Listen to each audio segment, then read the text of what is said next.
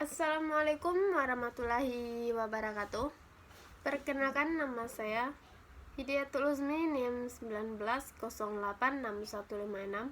dari jurusan Pendidikan Olahraga, Fakultas Ilmu Keolahragaan Universitas Negeri Padang. Baiklah, di sini saya akan menjelaskan materi tentang mata kuliah Administrasi Supervising dan Pendidikan.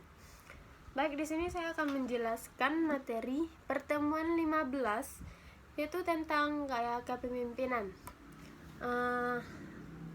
Baik, di sini saya akan menjelaskan semaksimal saya tentang keterangan atau pengertian penjelasan dari gaya kepemimpinan. Baik, mari kita lanjut. Yang pertama, adanya pengertian. Gaya kepemimpinan merupakan suatu cara pemimpin untuk mempengaruhi bahwahnya yang dinyatakan dalam bentuk pola, tingkah, laku atau kepribadian. Pemimpin merupakan seseorang yang memiliki suatu program dan berperilaku secara bersama-sama dengan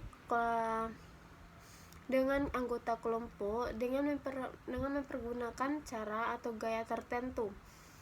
Kepemimpinan mempunyai peranan sebagai kekuatan dinamik yang mendorong, memotivasi, dan mengkoordinasikan perusahaan dalam mencapai tujuan yang telah ditetapkan. Yang kedua, adanya gaya kepemimpinan, yaitu kepemimpinan delegatif, yaitu gaya kepemimpinan ini bisa disebut laissez-faire, di mana pemimpin memberikan kebebasan secara mutlak kepada para anggota untuk melakukan tujuan dan cara mereka masing-masing. Pemimpin cenderung membiarkan keputusan dibuat oleh siapa saja dalam kelompok, sehingga terkadang membuat semangat kerja tim pada umumnya menjadi rendah. Yang kedua, adanya kepemimpinan birokrasi, yaitu gaya kepemimpinan ini biasanya diterapkan dalam sebuah perusahaan dan akan efektif apabila setiap karyawan mengikuti setiap alur prosedur dan melakukan tanggung jawab rutin setiap hari. Tetapi tetap saja dalam gaya kepemimpinan ini tidak ada ruang bagi para anggota untuk melakukan inovasi, karena semuanya sudah diatur dalam sebuah tatanan prosedur yang harus dipatuhi oleh setiap lapisan. Yang ketiga, adanya kepemimpinan autokratis, yaitu kepemimpinan sangat dominan dalam setiap pengambilan keputusan dan setiap kebijakan. Peraturan prosedur diambil dari idenya sendiri. Kepemimpinan sejenis ini memusatkan kekuatan pada dirinya sendiri. Ia membatasi inisiatif dan daya pikir dari para anggotanya. Pemimpin yang otoriter tidak akan memberikan kebutuhan dari bawahnya dan cenderung berkomunikasi satu arah, yaitu dari atas atau pemimpin ke bawah atau anggota. Jenis kepemimpinan ini biasanya dapat kita temukan di akademik, kemiliteran, dan kepolisian.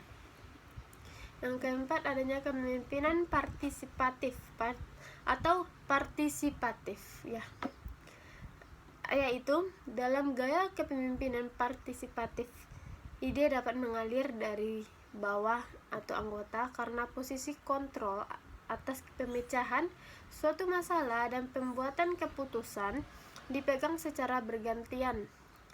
Pemimpin memberikan ruang gerak bagi para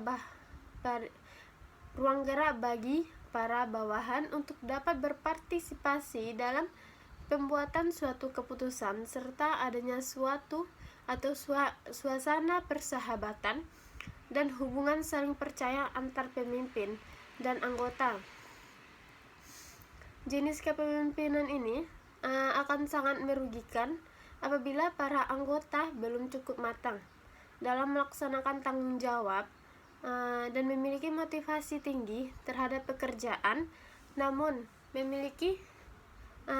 sebaliknya dapat menjadi bumerang bagi perusahaan bila memiliki karyawan yang bertolak belakang dari pertanyaan sebelumnya. Yang kelima adanya kepemimpinan transaksional, yaitu kepemimpinan jenis ini cenderung terdapat aksi transaksi antara pemimpin dan bawahan, di mana pemimpin akan memberikan reward atau ketika bawahan berhasil melaksanakan tugas yang telah diselesaikan sesuai kesepakatan. Pemimpin dan bawahan memiliki tujuan, keputusan dan kepentingan masing-masing. Yang keenam adanya kepemimpinan transformasional, yaitu gaya kepemimpinan transformasional dapat menginspirasi perubahan positif pada mereka atau anggota yang mengikuti. Para pemimpin jenis ini memperhatikan dan terlibat langsung dalam proses, termasuk dalam hal membantu para anggota kelompok untuk berhasil menyelesaikan tugas mereka.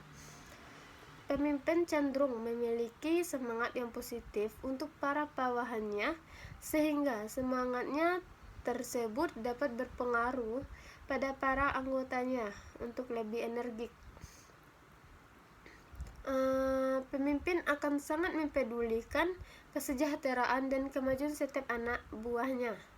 Yang ketujuh adanya kepemimpinan melayani atau servat, yaitu hubungan yang terjalin antara pemimpin yang melayani dengan para anggota berorientasi pada sifat melayani dengan standar moral spiritual. Pemimpin yang melayani lebih mengutamakan kebutuhan, kepentingan dan aspirasi dari para anggota daripada kepentingan pribadinya.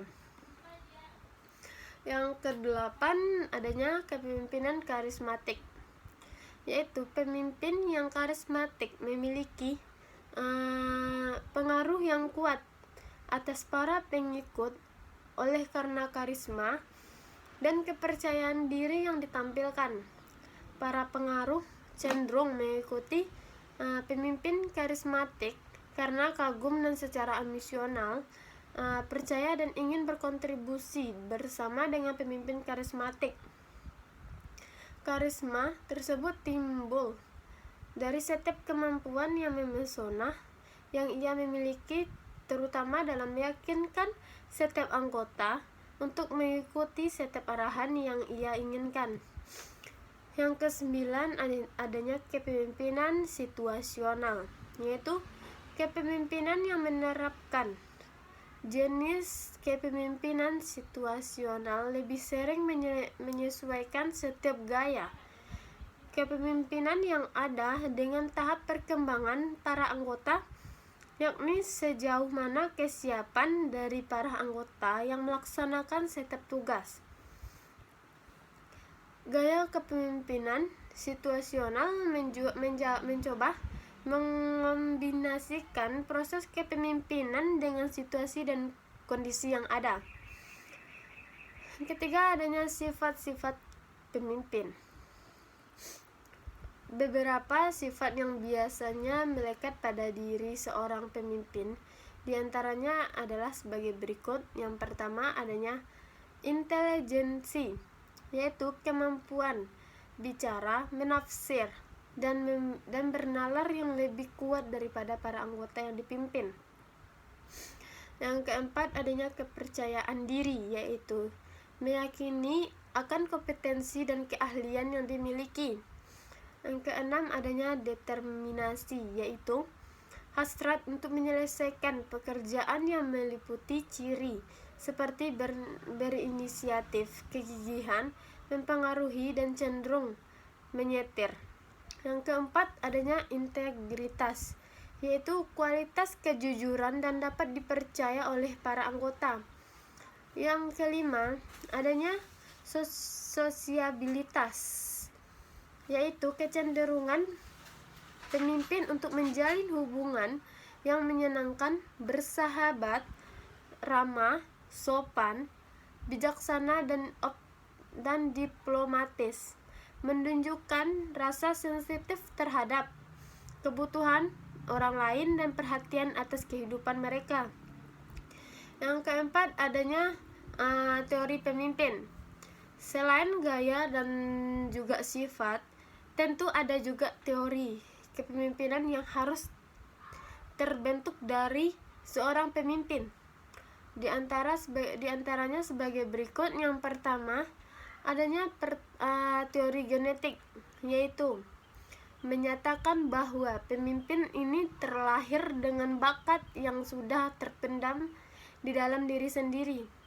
Yang kedua, adanya teori sosial, yaitu menyatakan bahwa seseorang dapat menjadi pemimpin melalui latihan, kesepakatan, dan pendidikan.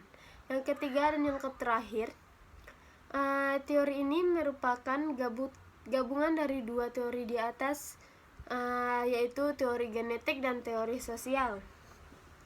Dan baiklah, dari penjelasan teori kepemimpinan tadi, dari sanalah penjelasan dari saya. Kalau misalkan penjelasan dari saya kurang lengkap, kurang maksimal, mohon dimaafkan karena saya sudah semaksimal mungkin mencari materi dan penjelasan, dan setiap manusia memiliki kekhilafan. Mohon maaf kalau misalkan kata-kata saya atau penjelasan saya kurang berkenan, mohon maaf. Tadi saya buka dengan salam, sekarang saya tutup. Wassalamualaikum warahmatullahi wabarakatuh.